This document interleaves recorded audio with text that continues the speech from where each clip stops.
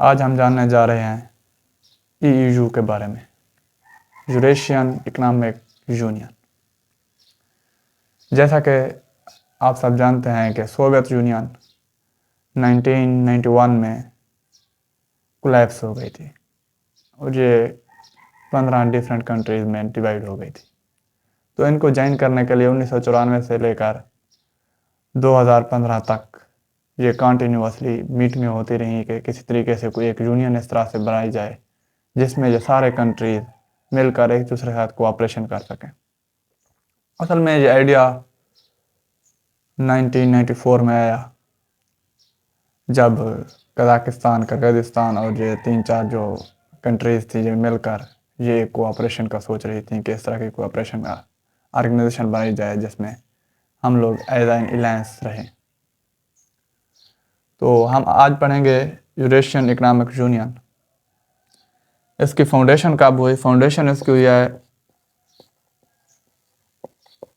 जनवरी 1, 2015। लेकिन अगर हाँ यहाँ पर आ जाता है कि साइन कब हुई, तो ये 29 मई 2014 को ये साइन हो गई थी। लेकिन ऑफिशियली जो कमेंसमेंट थी वो जनवरी 1, 2015 को हुई थी। और इसका जो हेड क्वार्टर है वो मॉस्को में है। Moscow is the capital city of Russia. And इसकी जो ऑफिशियल लैंग्वेज है वो है रशियन।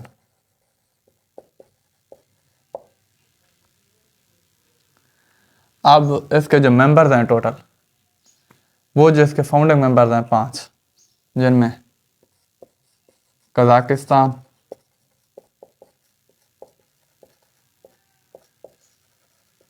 किर्गिज़स्तान,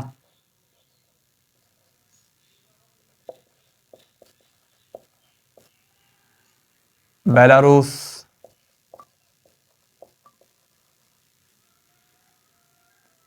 रशिया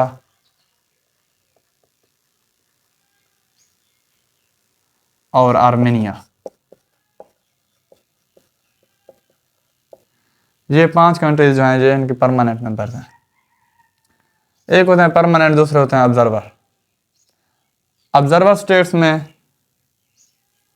आ जाती हैं क्यूबा और मोल्डोवा और उज़्बेकिस्तान।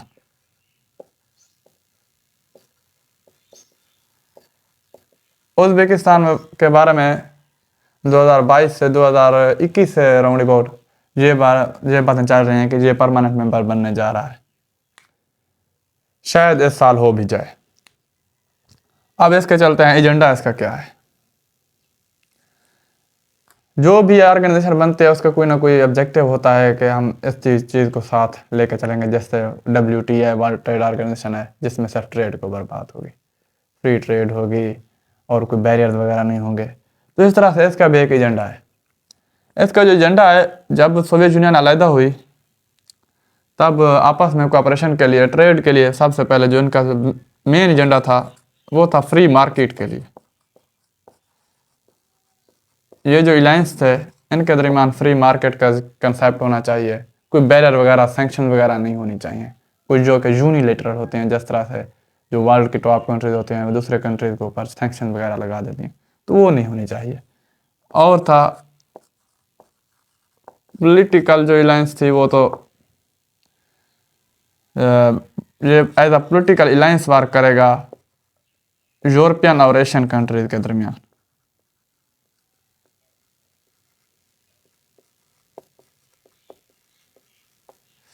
और इनके आपस में कोऑपरेशन के लिए भी